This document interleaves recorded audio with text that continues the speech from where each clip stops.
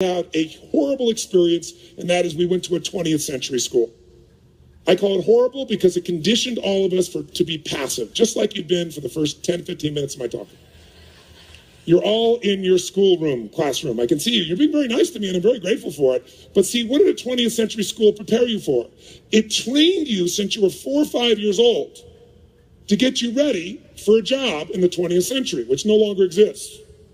The 20th century job, you were going to be an industrialized job. So the bell rings at school, and what do? You immediately report to your desk, your position that later on you would report to, right? Thinking you'd be getting a job on a line. And then when you get there, what are you supposed to do? You're supposed to sit down, shut up, and wait for someone to tell you what to do.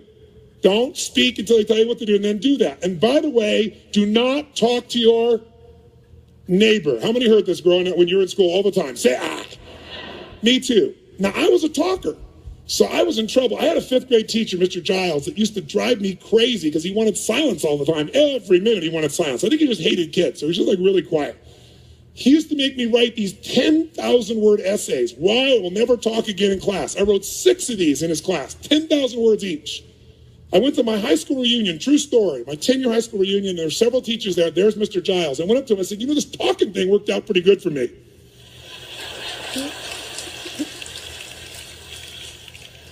Here's my point, though. My point is, we've all been taught to passively take in information, right?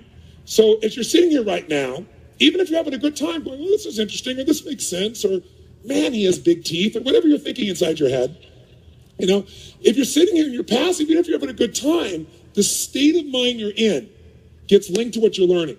That's why when I'm working with people, if they're passive, they listen, even if they agree with you. Yeah, that makes sense. Yeah, that's really good. They get linked to that state. So later on, they feel equally inspired about doing it. Yeah, I should probably do that. Yeah, I should probably do that. So today, if you don't talk to your neighbor, you're out of business. Today, if you wait for someone to tell you what to do, it's over, especially in a relationship.